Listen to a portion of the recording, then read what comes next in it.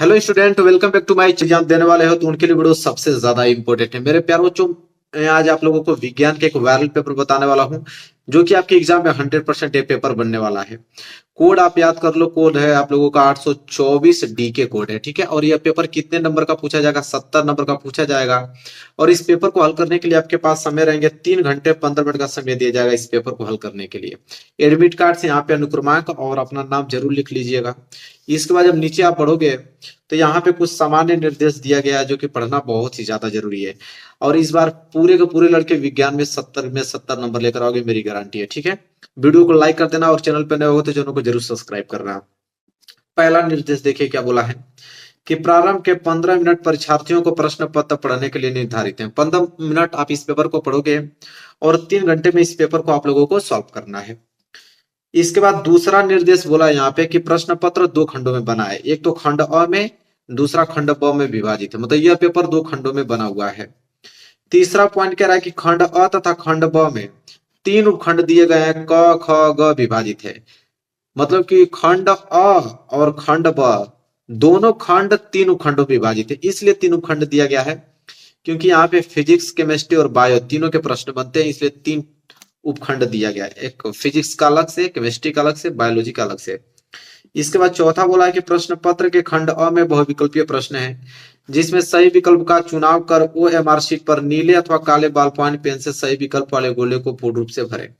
कह रहा है खंड अ में बहुविकल्पीय प्रश्न रहेंगे। कितने बहुविकल्पीय प्रश्न? 20 बहुविकल्पीय प्रश्न रहेंगे जिनका उत्तर आपको ओएमआर शीट पे देना होगा। इसके बाद है पांचवा कि खंड अ में बहुविकल्पीय प्रश्न है तो प्रत्येक प्रश्न के लिए 1 अंक निर्धारित है, मतलब एक प्रश्न 1 नंबर का है, ऑब्जेक्टिव क्वेश्चन वाला। इसके बाद छठा है कि खंड ब में वर्णनात्मक प्रश्न है। खंड ब में आपके लघुत्तरीय और दीर्घोत्तरीय प्रश्न देखने को मिलेंगे, 4 और 6 नंबर वाले प्रश्न देखने को मिलेंगे। इसके बाद है कि प्रत्येक प्रश्न के सम्मुख उनके निर्धारित अंक दिए गए, मतलब हर एक प्रश्न के आगे आपको बताया गया कि वो प्रश्न 1 नंबर का है कि 4 नंबर का है या 6 नंबर का, मतलब हर एक प्रश्न के आगे आपको लिखा हुआ मिलेगा। इसके बाद है कि खंड ब में प्रत्येक उपखंड के सभी प्रश्न एक साथ करना आवश्यक है। प्रत्येक उपखंड नए पृष्ठ से प्रारंभ किया जाए। कहने का मतलब है कि 3 उपखंड दिया है ना आपका, एक क, एक ख, एक ग, एक फिजिक्स का, एक केमिस्ट्री का, एक बायोलॉजी का। अगर आप फिजिक्स वाला उपखंड कर दे रहे हो, इसके बाद केमिस्ट्री वाला स्टार्ट करना है तो नए पृष्ठ से आपको प्रारंभ करना पड़ेगा। इसके बाद जब बायोलॉजी वाला करोगे खंड तो उसको नए पृष्ठ से आप लोग हेडिंग डाल के कीजिएगा। फिर बोला है लास्ट कि सभी प्रश्न अनिवार्य, मतलब जितने भी प्रश्न है सभी प्रश्न करना अनिवार्य है। देखो सबसे पहले यहां से स्टार्ट होगा खंड अ, और खंड अ में देखो क्या रहेंगे, बहुविकल्पीय प्रश्न आपके रहेंगे। उसमें भी आपका पहले उपखंड क आएगा जिसमें आपके फिजिक्स के क्वेश्चन रहेंगे। किसके? फिजिक्स के। देखो 20 ऑब्जेक्टिव क्वेश्चन 20 नंबर का। पहला प्रश्न क्या बोला है कि एक लेंस की क्षमता -2.5 डायोप्टर है। लेंस की फोकस दूरी तथा प्रकृति ज्ञात कीजिए। देखो फोकस दूरी, देखो लेंस की जब क्षमता P बराबर क्या होता है 1/f, लेकिन एफ किस में होना चाहिए? मीटर में होना चाहिए, ठीक है। यह फार्मूला होता है।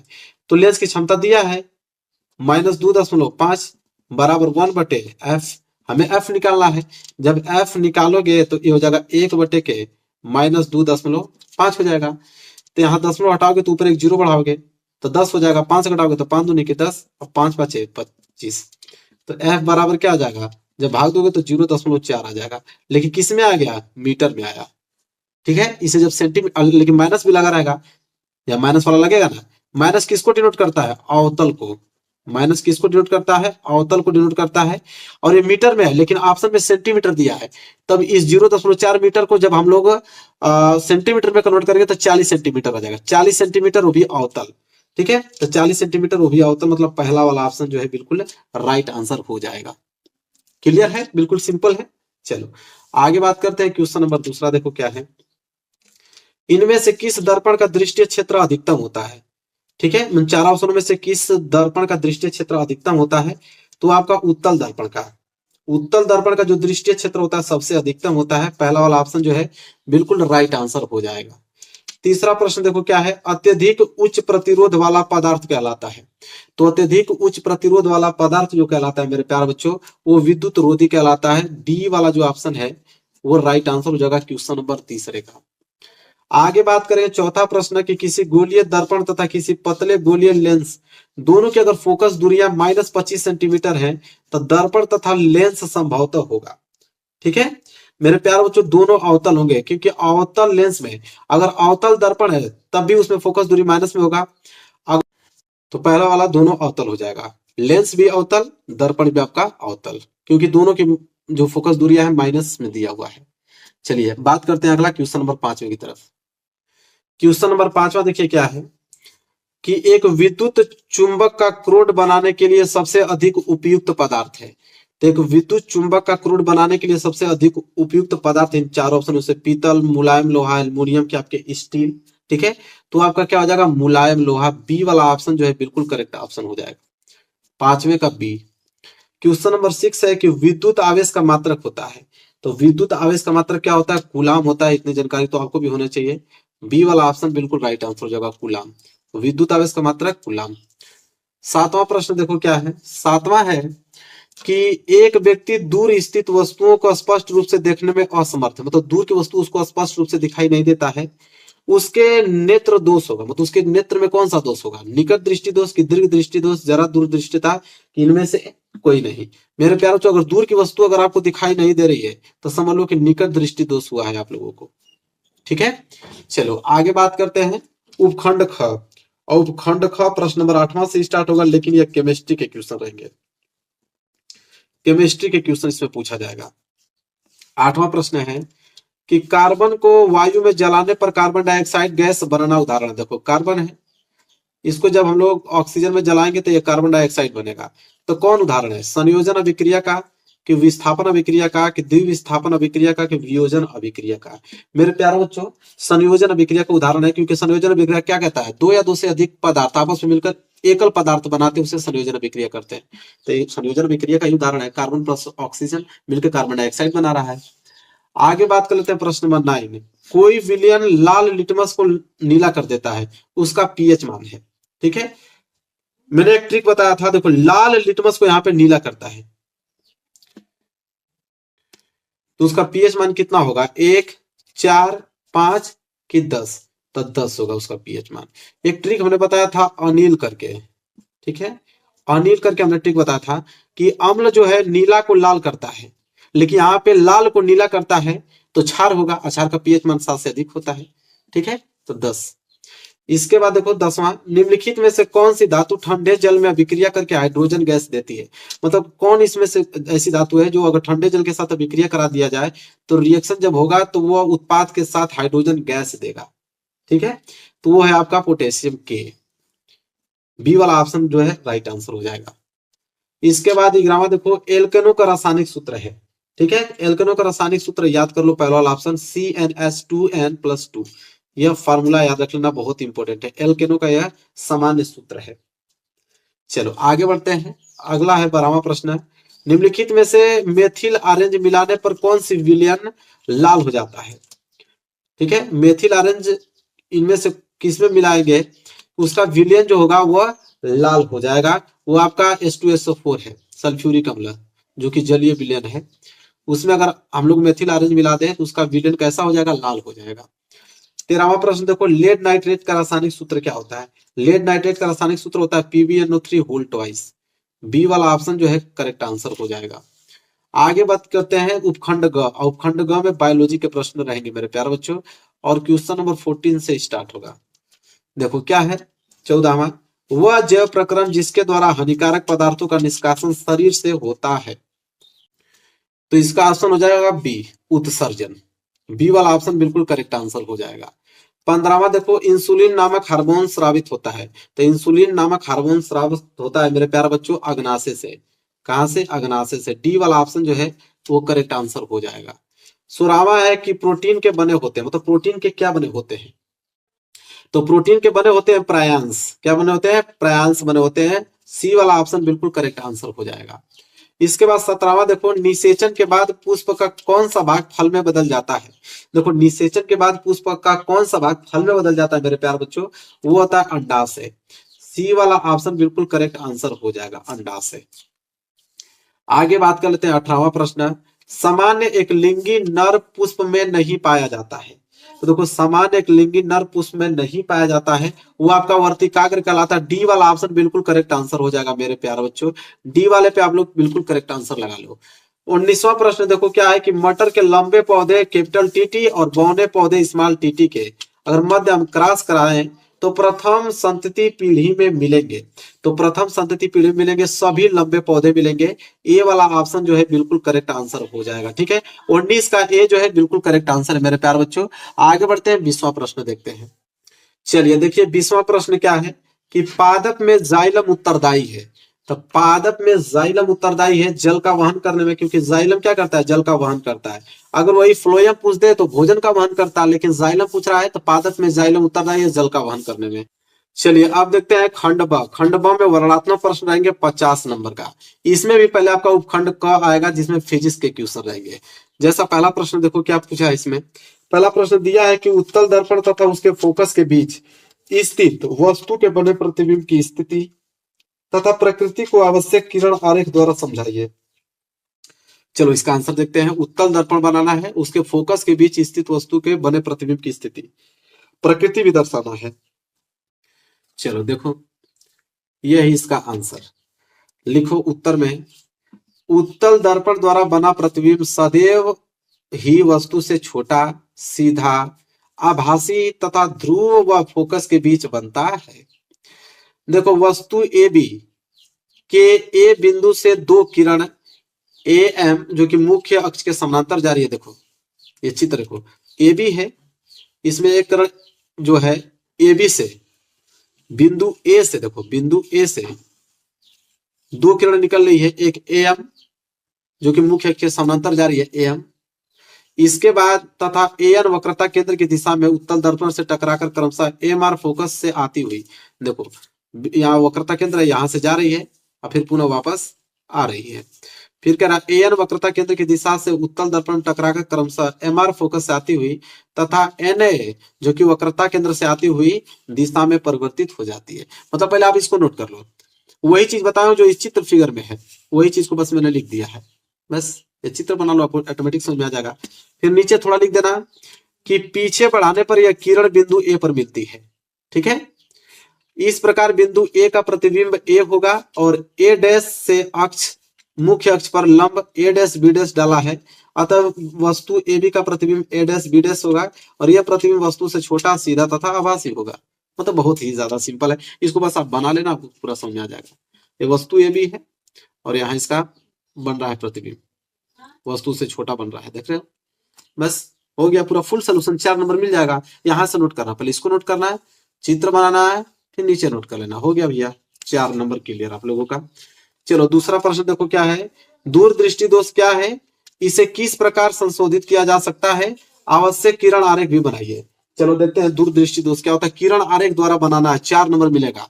देखो सबसे पहले आप हेडिंग डालना दूरदृष्टि दोष, जिसे हम दीर्घ दृष्टि दोष कहते हैं। ठीक है, इसमें लिखेंगे हम लोग कि इस दोष में व्यक्ति दूर की वस्तुओं को स्पष्ट देख सकता है परंतु निकट रखी वस्तुओं को वह सुस्पष्ट नहीं देख पाता। इस दोष के कारण निकट रखी वस्तुओं का प्रतिबिंब दृष्टि पटल पर न बनकर उसके पीछे बनाता है। ऐसे दोष युक्त व्यक्ति का निकट बिंदु सामान्यतः निकट बिंदु 25 सेंटीमीटर से क्या हो जाता है, दूर हट जाता है। दूरदृष्टि दोष के कारण 2 कारण होते हैं, अभिनेत्र लेंस की फोकस दूरी होना या नेत्र गोलक का छोटा हो जाना। निवारण के लिए इस दोष का निवारण उपयुक्त क्षमता वाले उत्तल लेंस से हो सकता है, तो उत्तल लेंस का प्रयोग करेंगे और ये चित्र बना लेना। ठीक है, ये आंखों में दूर है तो देखो दूर बन रहा है, मतलब आंखों में दृष्टि दोष है तो देखो दूर बन रहा है। फिर यहाँ पे लेंस लगा दिया है उत्तल लेंस, फिर देखो बिल्कुल सही बन रहा है। क्लियर हो गया, दोनों चित्र आप नोट कर लो। चलो आगे बढ़ते हैं। इसके बाद देखो तीसरा प्रश्न क्या है, तीसरा है कि विद्युत शक्ति से क्या तात्पर्य है। 200 वाट का एक हीटर 250 वोल्ट के मेन से अगर जुड़ा है तो गणना करना है, पहला कि हीटर में प्रवाहित धारा बताइए, दूसरा हीटर के तार का प्रतिरोध और तीसरा 10 घंटे में व्यतीत ऊर्जा बताइए। ठीक है, ये प्रश्न 4 नंबर का है। सबसे पहले तो हम लोग जानेंगे कि विद्युत शक्ति क्या है। ठीक है, तो विद्युत शक्ति चलो नोट करो, लिखोगे कि विद्युत शक्ति किसी विद्युत परिपथ में विद्युत ऊर्जा के व्यय होने की समय दर को विद्युत सामर्थ्य अथवा विद्युत शक्ति कहते हैं। इसे P से प्रदर्शित करते हैं तथा इसका मात्रक जो होता है वाट होता है। ये तो विद्युत शक्ति रहा। ठीक है, अब इसके बाद इसमें प्रश्न भी दिया है 3 प्रश्न जो कि हमें सॉल्व करने हैं। चलो उसको हम लोग सॉल्व करते हैं, एक पेज ले लेता हूँ सॉल्व करने के लिए। देखो क्या बोला है उसमें मेरे प्यारे बच्चों, बोला है कि 200 वाट का एक हीटर 250 वोल्ट के मेन से जुड़ा हुआ है। ठीक है, देखो हीटर का शक्ति हमको दिया है पी, पावर कितना दिया है, पी बराबर हमको 200 वाट दिया है, 200 वाट हमको पी का वैल्यू दिया हुआ है। इसके बाद बोला है कि 250 वोल्ट के मेन से जुड़ा हुआ है, मतलब विभवांतर, वी बराबर विभवांतर कितना दिया है, 250 वाट दिया हुआ है। ठीक है, इसके बाद क्या है, बोला है कि गणना कीजिए। पहला क्या गणना करना है, हीटर में प्रवाहित धारा ज्ञात कीजिए। ठीक है, पहला हमको हीटर में प्रवाहित धारा ज्ञात करना है। तो P बराबर फॉर्मूला होता है वी आई। ठीक है, तो यहां से अगर मैं आई निकालूं तो आई बराबर क्या हो जाएगा, P बटे के V। तो आई में निकालूं तो P का वैल्यू कितना है 200 वाट और विभवांतर कितना 250 वाट। ठीक है, जब हम लोग 1 0 से 1 0 कट जाएगा, 5 कटाएंगे तो 5 चौको 20 और 5 कटाएंगे तो 5 पचे 25। जब भाग देंगे तो 0.8 आ जाएगा। धारा निकाल रहे हो तो एम्पियर होगा मात्रक, तो धारा कितनी बार है 0.8 एम्पियर, बस बात खत्म। दूसरा देखो क्या है, हीटर के तार का प्रतिरोध निकालना है। हीटर के तार का प्रतिरोध, प्रतिरोध मतलब आर का वैल्यू, तो आर बराबर फॉर्मूला होता है वी अपान के आई। ठीक है, तो आर बराबर क्या हो जाएगा, वी का वैल्यू कितना है 250, आई निकला है 0.8, 10 हटाएंगे तो 1 0 ऊपर बढ़ा देंगे तो ऊपर हो जाएगा 2500, नीचे हो जाएगा आपका 8। ठीक है, जब हम इसको कटाएंगे मेरे प्यारे बच्चों तो यह आपका जाएगा 312.25, मतलब 312.5 जाएगा। लेकिन यहाँ पे हम लोग प्रतिरोध निकाल रहे हैं। ठीक है, तो यहाँ भी इतना कैलोरी, इतना कैलोरी लिख देंगे, बात खत्म। अब देखो तीसरा क्या बोला था हमको, तीसरा बोला था 10 घंटे में व्यतीत ऊर्जा बताएगी, 10 घंटे में व्यतीत ऊर्जा। तो 10 घंटे में हीटर द्वारा व्यतीत ऊर्जा पूछ रहा है ना। तो मेरे प्यारे बच्चों देखो यहाँ पे हमको दूसरा हमने क्या लिखा है कि हीटर के तार का प्रतिरोध कितना कैलोरी ऊर्जा ग्रहण करता है 312.5 किलो कैलोरी। इसको किलोवाट में चेंज कर देंगे तो हो जाएगा 0.2 किलोवाट घंटा। कितना घंटा डेली जलता है, 10 घंटा डेली जलता है, तो 10 आवर्स का इसमें गुणा कर देंगे तो आ जाएगा 2 किलोवाट घंटा। ठीक है, ये तीसरा हो गया, पहला दूसरा तीसरा तीनों हमने सॉल्व कर दिया और यहां से आपको 4 नंबर मिल जाएगा मेरे प्यारे बच्चों।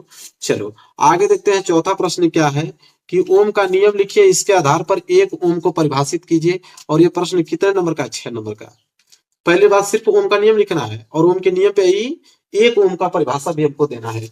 सबसे पहले हम लोग लिखेंगे मेरे प्यारे बच्चों चौथा, ओम का नियम हेडिंग डालेंगे, लिखेंगे कि किसी विद्युत परिपथ में धातु के तार के 2 सिरों के बीच विभवांतर और उसमें प्रवाहित होने वाली विद्युत धारा के समानुपाती होता है, परंतु तार का तापमान क्या होना चाहिए, समान रहना चाहिए। तो V देखो यहाँ पे समानुपाती होता है आई के, अगर मैं समानुपाती को हटा देता हूं तो एक नियतांक जुड़ जाएगा V बराबर आई आर, जो कि यही ओम का नियम कहलाता है। आर एक नियतांक है जिसके तार का प्रतिरोध कहते हैं। अब बोला है कि एक ओम को परिभाषित कीजिए। एक ओम बराबर क्या होता है, 1 वोल्ट बटे 1 एम्पियर। इसका मतलब होता है कि यदि किसी चालक के दोनों सिरों के बीच विभवांतर अगर 1 वोल्ट है तथा इसमें 1 एम्पियर विद्युत धारा प्रवाहित होती है तो उस चालक का प्रतिरोध आर जो होता है वो 1 ओम होता है। बस हो गया, 6 नंबर मिल गया। चलो अगर ये प्रश्न नहीं कर पाते हो तो अथवा करके प्रश्न और दिया था कि मानव नेत्र के प्रमुख भागों का वर्णन कीजिए तथा उसका सचित्र वर्णन कीजिए। किसी वस्तु का मानव नेत्र से प्रतिबिंब बनना किरण आरेख द्वारा स्पष्ट कीजिए। 6 नंबर, बहुत बड़ा प्रश्न है। पहली बात तो सचित्र वर्णन करो, जितना भाग है उसका डिटेल में लिखो, फिर मानव नेत्र में प्रतिबिंब कैसा बनता है वो भी किरण आरेख बताओ। लेकिन कोई नहीं, मैं सब कुछ बताने वाला हूँ आप लोगों को। देखो अथवा करके है ना, सबसे पहले डालोगे मानव नेत्र। मानव नेत्र डालने पर लिखोगे कि नेत्र मनुष्य को प्रकृति द्वारा बहुमूल्य देन है, इसके द्वारा ही हम इस रंग बिरंगे संसार को देख पाते हैं। मानव नेत्र में विभिन्न प्रकार के भाग होते हैं जिनके कार्य भी भिन्न भिन्न होते हैं। फिर है अगली हेडिंग कि मानव नेत्र की संरचना। अभी मैं संरचना भी दिखाऊंगा आप लोगों को। लिखेंगे नेत्र एक गोला होता है जो बाहर से एक दृढ़ व अपारदर्शी श्वेत परत से ढका रहता है। गोले का सामने वाला भाग पारदर्शी तथा उभरा हुआ होता है। नेत्र में प्रवेश करने वाला प्रकाश इसी से होकर गुजरता है। उभरे हुए भाग के पीछे एक रंगीन अपारदर्शी झिल्ली का पर्दा होता है। इस पर्दे के बीच में एक छिद्र होता है तथा इसके ठीक पीछे नेत्र लेंस स्थित होता है।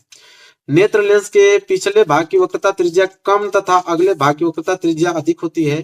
यह अपने स्थान पर मांसपेशियों के बीच में टिका रहता है एवं इसमें अपनी फोकस दूरी को बदलने की क्षमता होती है। मानव नेत्र में विभिन्न भाग निम्नलिखित प्रकार से, देखो ये मानव नेत्र है, इससे सिंपल आप ड्राइंग नहीं देखे होंगे। ये आपका दृष्टिपटल है, ये आपका नेत्र लेंस है, ये आपका इसमें कचाप द्रव भरा हुआ है, ये आपका रेटिना है, कार्निया यहाँ पे दर्शाया गया, ये कार्निया है, पुतली, ये वाला भाग आपका पुतली है, ये वाला भाग आपका आइरिस है। बस इतना ही सिंपल बनाना। इसके बाद सबका डिफाइन कर देना नाम। जैसे दृढ़ पटल क्या होता है, नेत्र का गोला बाहर की तरफ से एक दृढ़ तथा अपारदर्शी श्वेत परत से ढका हुआ रहता है। इस परत को हम लोग दृढ़ पटल कहते हैं। सिंपल। दृढ़ पटल के नीचे काले रंग की एक झिल्ली स्थित होती है। इस झिल्ली को कुराइड झिल्ली कहते हैं और यह झिल्ली प्रकाश को शोषित करके उसके आंतरिक परावर्तन को क्या करती है, रोकती है। बस। अगली हेडिंग कार्निया। नेत्र गोले के सामने का भाग पारदर्शी तथा उभरा हुआ होता है। इस उभरे हुए भाग को कार्निया कहते हैं। नेत्र में प्रकाश की किरण इसी कार्निया से होकर प्रवेश करती है। इसके बाद अगली हेडिंग है आइरिस। आइरिस में लिखोगे कि कार्निया के पीछे एक रंगीन अपारदर्शी झिल्ली का पर्दा स्थित होता है। इस पर्दे को आइरिस कहते हैं। चित्र द्वारा स्पष्ट किया गया है। आइरिस मैंने दिखाया हूं चित्र में। फिर है पुतली अथवा नेत्र तारा, ये हेडिंग है, पुतली अथवा नेत्र तारा। उसमें लिखो आइरिस के बीच में एक छोटा सा गोलाकार छिद्र होता है और इस छिद्र को पुतली अथवा नेत्र तारा कहते हैं। पुतली के द्वारा ही नेत्र में प्रवेश करने वाले प्रकाश की मात्रा नियंत्रण किया जाता है। अर्थात जब आंख पर अधिक प्रकाश पड़ता है तब पुतली का आकार अपने आप ही छोटा हो जाता है तथा अंधेरे में जाने पर इसका अपने आप भी बड़ा हो जाता है। इसके बाद है नेत्र लेंस। लिखेंगे नेत्र लेंस एक महत्वपूर्ण भाग है। एक आइरिस के ठीक पीछे होता है। यह कई परतों से मिलकर बना होता है जिनके अपवर्तनांक बाहर से अंदर की ओर बढ़ते जाते हैं। नेत्र लेंस के पिछले भाग की वक्रता त्रिज्या कम तथा अगले भाग की वक्रता त्रिज्या अधिक होती है। लेंस में अपनी फोकस दूरी को परिवर्तित करने की क्षमता होती है। यह अपने स्थान पर मांसपेशियों द्वारा रुका रहता है। जब किसी वस्तु से आने वाले प्रकाश की किरण नेत्र लेंस पर पड़ती है तो नेत्र लेंस उसको परिवर्तित करके उसका उल्टा तथा वास्तविक प्रतिबिंब रेटिना पर बना देता है। अब अगला है कचाप द्रव, जो आपने बताया कचाप द्रव आंखों में भरा होता है। लिखेंगे कार्निया और नेत्र लेंस के बीच के स्थान में एक, इसका अपवर्तनांक कितना होता है, 1.336 होता है। अब आएगा अगला भाग रेटिना। देखो रेटिना क्या है कि कुराइड झिल्ली के ठीक नीचे तथा नेत्र के सबसे अंदर की ओर एक पारदर्शी झिल्ली होती है और इस झिल्ली को हम लोग क्या कहते हैं, रेटिना कहते हैं। वस्तु का प्रतिबिंब इसी पर बनता है। रेटिना की बहुत सारी प्रकाश तंत्रिकाओं की एक फिल्म होती है। इसके बाद अगली हेडिंग है नेत्र की समंजन क्षमता। लिखेंगे कि जब नेत्र किसी दूर स्थित वस्तुओं को देखती है तब नेत्र की मांसपेशियां फैल जाती है तथा लेंस के तलों की वक्रता त्रिज्या बढ़ जाती है, जिसके नेत्र की फोकस दूरी भी क्या हो जाती है, बढ़ जाती है और वस्तु स्पष्ट दिखाई देने लगती है। तथा इसके विपरीत जब नेत्र किसी नजदीक की वस्तु को देखती है तब नेत्र की मांसपेशियों सिकुड़ जाती है तथा लेंस के तलों की वक्रता त्रिज्या घट जाती है, जिसके फलस्वरूप लेंस की फोकस दूरी भी कम हो जाती है और वस्तु स्पष्ट दिखाई देने लगती है।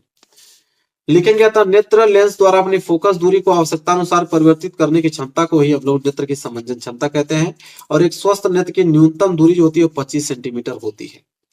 इसके बाद उसमें बोला था ना कि मानव नेत्र से प्रतिबिंब कैसा बनता है, वो भी हमको दिखाना पड़ेगा।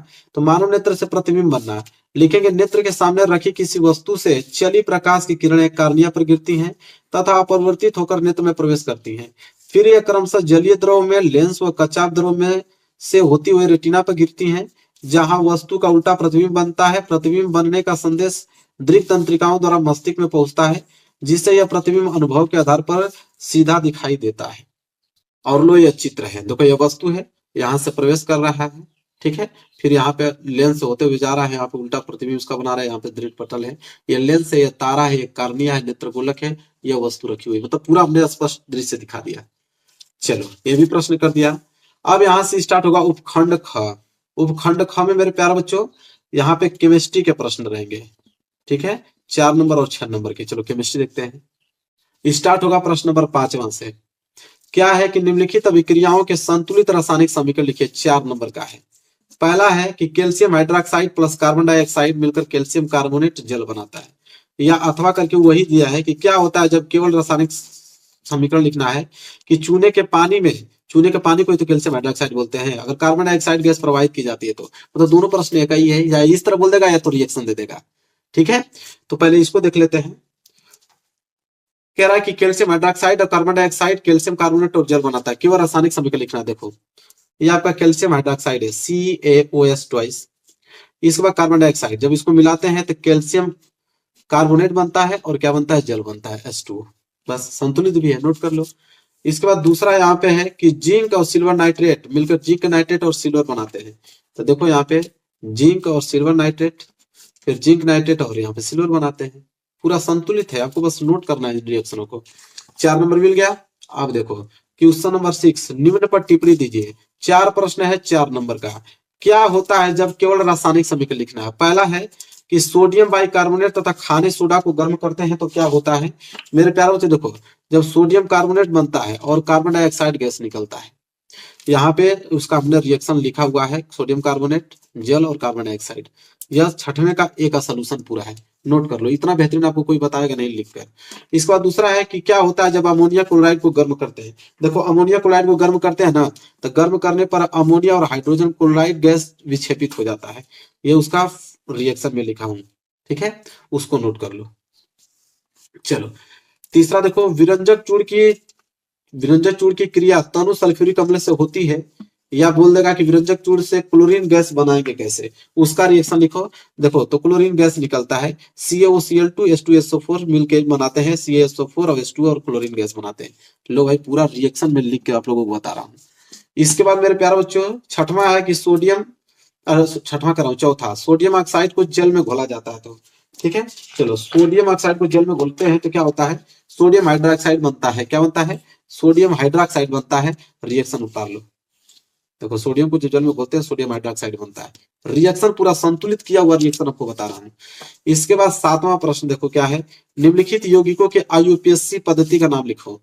देखो ये मेरे प्यारे बच्चों क्या है, ये इस तरह है आपका CH3 single bond CH2 single bond CH2 फिर सिंगल बॉन्ड CH2 फिर सिंगल बॉन्ड CH2, कितना है 1 2 3 4 1 2 3 4, इसके बाद सिंगल बॉन्ड CH2OH ऐसे है। अब इसका हमें IUPAC नाम बताना है, ठीक है। इसके बाद देखो ये है आपका एसिटिल्डिहाइड, इसको हम लोग कैसे लिखेंगे CH3CHO, इस तरह है। ये आपका क्या है HC बराबर CH, एसिटिलीन है। ये आपका है C2H5OH है, ठीक है। तो पहले फिलहाल 4 यहाँ पे, इधर क्या है 4, 2 पीछे है। तो पहले 4 का सोल्यूशन देख लो। ये पहला वाला, दूसरा वाला, तीसरा, चौथा। पहला वाला आपको हेक्सेनॉल कहलाएगा, दूसरा एथेनॉल कहलाएगा, तीसरा एथाइन कहलाएगा, चौथा एथेनॉल कहलाएगा, ठीक है। नोट करो, IUPAC नाम बता रहा हूँ आप लोगों को। इसके बाद 4 हो गया ना। 4 के बाद मेरे प्यारों जो इधर भी दिया हुआ है, 4 के बाद देखो 5वां क्या है, CH3 सिंगल बॉन्ड C फिर ट्रिपल बॉन्ड C फिर सिंगल बॉन्ड CH3, और नीचे वाला क्या है CH3 सिंगल बॉन्ड CHOH फिर सिंगल बॉन्ड CH3, ये है। अब देखो 5वां और 6वां, 5वां को हम लोग ब्यूटेन 2 कहेंगे और 6वें को प्रोपेनॉल 2 कहेंगे। यही 6 आएगा, 6 को 6 तैयार कर लो, 6 नंबर आपको मिल जाएगा। ये IUPAC नाम बता रहा हूँ आप लोगों को। चलो आगे बात करें। अगर ये नहीं कर पाओगे तो अथवा करके आपको दिया हुआ है एक और ऑप्शन कि निम्नलिखित अभिक्रियाओं में से प्रत्येक रासायनिक समीकरण लिखिए, ठीक है। देखो पहला वाला क्या है, मरकरी ऑक्साइड, अगर उसमें उष्मा दे रहे हैं तो मरकरी बन रहा है और यहाँ पे क्या भरा जाएगा। दूसरा अभी मैं डायरेक्ट आंसर बताऊंगा आप लोगों को। इसके बाद है आयरन फिर कॉपर सल्फेट मिलकर यहाँ पे क्या बनाएंगे और यहाँ पे कॉपर बना रहा है। कैल्शियम कार्बोनेट को अगर उष्मा से आप गठन करा रहे हैं तो कैल्शियम ऑक्साइड बनाएगा, और क्या बनाएगा यहाँ पे हाइड्रोजन और क्लोरीन मिलकर क्या बनाता है जिंक कार्बोनेट, और यहाँ पे जिंक कार्बोनेट को अगर हम गर्म करेंगे तो जिंक ऑक्साइड बनाएगा, और क्या बनाएगा सिल्वर नाइट्रेट और सोडियम आयोडाइड मिलकर यहाँ पे क्या बनाएगा और सोडियम नाइट्रेट बनाएगा। मतलब कितने प्रश्न है 6, और 6 का मैं डायरेक्ट आंसर आप लोगों को बताता हूँ, यहाँ नोट कर लो। उसके सामने जाकर नोट कर लेना, पहला, दूसरा, ये तीसरा, चौथा, 5वां, 6वां। उसके जब सामने नोट करोगे तो आपको पूरा क्लियर समझ में आ जाएगा। मैं आंसर आप लोगों को पूरा बता रहा हूँ, ठीक है। जैसे वो 6 सिंगल था, 6 मैंने स्टेप बाय स्टेप बताया। ये पहला है, ये दूसरा है, तीसरा है, चौथा है, 5वां है, 6वां है। जाके बाकायदे खूब बढ़िया से भर लेना, इसको पूरा संतुलित बताया हूँ, ठीक है। संतुलित किया हुआ है, बस आपको नोट्स बनाना है इसका। चलो ये भी प्रश्न हो गया, आगे देखते हैं। अगला है उपखंड ग। उपखंड ग बायोलॉजी के प्रश्न रहेंगे। 8वां प्रश्न देखो क्या है कि मनुष्य में पाए जाने वाले पाचक एंजाइमों के कार्यों का वर्णन कीजिए। चलो देखते हैं मनुष्य में पाए जाने वाले पाचक एंजाइम। चलो नोट करो 8वां क्या है, पाचक रस भोजन को पचाने में महत्वपूर्ण भूमिका निभाते हैं। पाचक रस निम्न प्रकार के होते हैं। कौन कौन? पहला पहला है कि लार भोजन को निगलने में सहायक होती है तथा कार्बोहाइड्रेट्स को पचाने में भी भाग लेती है। लार में उपस्थित टाइलिन नामक एंजाइम मंड को शर्करा में क्या कर देता है? बदल देता है। इसके बाद दूसरा है जठर रस। जठर ग्रंथियों से जठर रस निकलता है तथा जठर रस में एचसीएल, पेप्सिन तथा रेनिन नामक एंजाइम होते हैं। एचसीएल भोजन के माध्यम को अम्लीय करता है तथा भोजन के कठोर कणों को गला देता है। पेप्सिन प्रोटीन व कार्यशील है और प्रोटीन को पेप्टोन तथा पेप्टाइड में बदल देता है। इसके बाद तीसरा है कि पीत रस तथा अग्नाशयी रस ग्रहणी में अग्नाशय से निकलने वाला अग्नाशयी रस तथा यकृत से निकलने वाला पीत रस आकर मिलते हैं। पीत रस में कोई एंजाइम नहीं होता, फिर भी भोजन के पाचन में इसकी महत्वपूर्ण भूमिका है क्योंकि यह भोजन के माध्यम को अम्लीय में बदलकर क्षारीय बनाता है। अग्नाशयी रस में पाए जाने वाले सभी एंजाइम क्षारीय माध्यम में ही सक्रिय होते हैं। अग्नाशयी रस में उपस्थित एंजाइम द्वारा निम्नलिखित परिवर्तन किए जाते हैं। पहला ट्रिप्सिन, यह भोजन के प्रोटीन, पेप्टोन आदि प्रक्रिया करता है। यह अग्नाशयी रस में ट्रिप्टोनाइजोन के रूप में होता है तथा क्षारीय माध्यम में सक्रिय होता है। और दूसरा है लाइपेज। लाइपेज क्या करता है कि यह भोजन के वसा प्रक्रिया करके उसे वसीय अम्लीय एवं ग्लिसरॉल में बदल देता है। इसके बाद आता है एमाइलाइप्सिन या एमाइलेज। यह कार्बोहाइड्रेट प्रक्रिया करके उन्हें माल्टोज एवं अन्य शर्कराओं में क्या कर देता है? बदल देता है। इसके बाद है आत्र रस। इसमें उपस्थित एंजाइम अधपचय भोजन पर क्रिया करते हैं और आत्र रस में उपस्थित निम्नलिखित एंजाइम अधपचय भोजन पर क्या करते हैं? क्रिया करते हैं। इसके बाद पहला है सुक्रेज। इसमें सुक्रेज क्या करता है? यह शर्करा को ग्लूकोज में बदलता है। फिर लैक्टेज क्या करता है? यह लैक्टेज शर्करा को ग्लूकोज में बदल देता है। माल्टेज, यह माल्टोज शर्करा को ग्लूकोज में बदलता है। इरेप्सिन, यह शेष प्रोटीन तथा उसके अवयव को अमीनो अम्ल में बदल देता है। बस लो भाई, पूरा का पूरा आंसर डिटेल में आपको बता दिया। 9 प्रश्न है कि कायिक जनन किसे कहते हैं? तने द्वारा इस विधि का एक उदाहरण समझाइए। कायिक जनन, चलो देखते हैं भाई। देखो यहां से स्टार्ट होगा। पौधे के किसी भी कायिक भाग में नए पौधे का निर्माण कायिक जनन कहलाता है। जैसे गन्ना हुआ, गुलाब आदि। बीज रहित पौधों में जनन क्रिया कायिक जनन अलैंगिक जनन विधि द्वारा ही होता है। इसके अंतर्गत पौधे के किसी कायिक अंग जैसे जड़, तना, पत्ती, कलिकाओं द्वारा नए पौधे तैयार हो जाता है। पौधे में कायिक जनन की 2 प्रमुख विधियां कलम लगाना व दाब लगाना होती है। पहला लिखो कलम लगाना, देखते हैं जिसे हम लोग कटिंग विधि कहते हैं। इस विधि में तने के कलियां छोटे छोटे टुकड़े काट लिए जाते हैं और इन टुकड़ों को कलम कहते हैं। इनके निचले सिरों को उचित स्थान पर भूमि दबा देते हैं। इनसे कुछ दिनों के बाद जड़ें निकल आती हैं और उपस्थित कलिकाएं वृद्धि करके नया पौधा बना लेती हैं। गुलाब, कैक्टस, अनास, गुड़हल आदि में हम कलम से ही पौधे उगाते हैं। गन्ने में कलम को भूमि के अंदर क्षैतिज अवस्था में दबा देते हैं। इसके बाद दूसरा है दाब लगाना। कुछ पौधे में हम पौधे की किसी शाखा को झुकाकर नम मिट्टी में दबा देते हैं। कुछ समय बाद इसके जड़ें निकल आती हैं और उसके बाद नई पौधे बन जाती हैं। नई पौधे इसके पैतृक पौधे से काटकर अलग कर देते हैं और यह वृद्धि करके पूर्ण पौधा बन जाता है। जैसे बेला, चमेली, कनेर आदि में यह विधि जो है अपनाई जाती है। चलो कायिक जनन में लाभ भी पूछा था ना, तो कायिक जनन से लाभ नोट कर लो। लिखो जिन पौधे में बीज नहीं बनते जैसे केला, अंगूर, अनास, इनमें कायिक जनन द्वारा नए पौधे उगाए जाते हैं। दूसरा है नए पौधे कम समय में उत्पन्न हो जाते हैं। तीसरा, नए पौधे मात्र पौधों के समान होते हैं, इनमें विविधताएं नहीं होती। और चौथा है कि पौधे के विशेष ऐच्छिक लक्षणों को पीढ़ी दर पीढ़ी बनाए रखा जा सकता है। चलो ये 9 प्रश्न था। 10वां प्रश्न देखो क्या है। स्वपरागण और परपरागण में अंतर बताइए। एक एक उदाहरण भी दीजिए। 4 नंबर का है। चलो देखते हैं स्वपरागण और परपरागण है। पहले हम डालेंगे स्वपरागण। इसमें लिखेंगे पहला, पुष्प का द्विलिंगी होना आवश्यक होता है। इसमें पुष्प द्विलिंगी अथवा एकलिंगी हो सकते हैं। नर व मादा पुष्प अलग अलग पौधे पर भी हो सकते हैं। तीसरा है कि पुंकेसर व स्त्रीकेसर पुष्प में इस प्रकार स्थित होते हैं कि परागकण आसानी से वर्तिकाग्र पर पहुंच जाए। और चौथा है कि पुष्प प्रायः अनेकार्षक, छोटे, सुगंध रहित तथा मकरंद स्थित होते हैं, मतलब मकरंद रहित होते हैं। और पांचवा है कि कुछ पौधे के पुष्प बंद ही रहते हैं, कभी खुलते नहीं है। उदाहरण में जैसे मटर हुआ। अब हम डालेंगे परपरागण। परपरागण में पहला पॉइंट लिखेंगे कि पुष्प द्विलिंगी अथवा एकलिंगी हो सकते हैं। नर मादा पुष्प अलग अलग पौधे पर भी हो सकते हैं। दूसरा लिखेंगे कि अधिकतर अवस्थाओं में नर तथा मादा भाग अलग अलग समय पर परिपक्व होते हैं। तीसरा है कि अनेक बार पुंकेसर और जायंग भाग प्राय इस प्रकार व्यवस्थित होते हैं कि परागकण उसी प्रकार के वर्तिकाग्र पर नहीं पहुंच सकते। चौथा है कि वायु परागित पुष्पों को छोड़कर पुष्प प्राय गंध युक्त आकर्षक बड़े अथवा छोटे छोटे समूह में व्यवस्थित होते हैं। और पांचवा है उदाहरण में जैसे आप गुलाब ले लो। ठीक है, 10 प्रश्न मैंने बता दिया। 11वां प्रश्न देखो क्या है। 11वां है कि मानव में लिंग निर्धारण प्रक्रिया को विस्तार से वर्णन करना है और ये प्रश्न 6 नंबर का है। चलो कोई नहीं, पूरा मैं सलूशन बताऊंगा। लिंग गुणसूत्र हेडिंग डालो, लिखो। उत्तर में कि मनुष्य के सभी कायिक तथा जनन कोशिकाएं में 46 गुणसूत्र होते हैं। इनमें से 44 गुणसूत्रों के 22 समजात जोड़े होते हैं जिन्हें हम लोग ऑटोसोम्स कहते हैं। शेष एक जोड़ा गुणसूत्र लिंग गुणसूत्र कहलाता है। पुरुष तथा स्त्री में यह गुणसूत्रों का जोड़ा एक दूसरे से भिन्न होता है।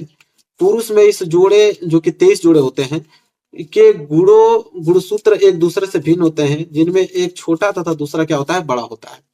इस प्रकार ये हेट्रोसोम्स हैं। इनमें से बड़ा एक्स तथा छोटा जो होता है वाई गुणसूत्र कहलाता है। स्त्री में दोनों लिंग गुणसूत्र भी समजात एक्स प्रकार के होते हैं। इस प्रकार जैसे पहला है पुरुष की जनन कोशिकाओं में 22 जोड़ा और एक्स वाई मिला के कितना है, टोटल 46 गुणसूत्र, तथा स्त्री की जनन कोशिकाओं में 22 जोड़ा और पुरुष के जो एक्सेस गुणसूत्र होते हैं टोटल मिला के 46 गुणसूत्र होते हैं। अर्थात मनुष्य में लड़के तथा लड़की का होना इन्हीं लिंग गुणसूत्रों पर निर्भर करता है। ठीक है, देखो ये चित्र बना लो। देखो एक्स एक्स गुणसूत्र है, ये एक्स वाई गुणसूत्र है।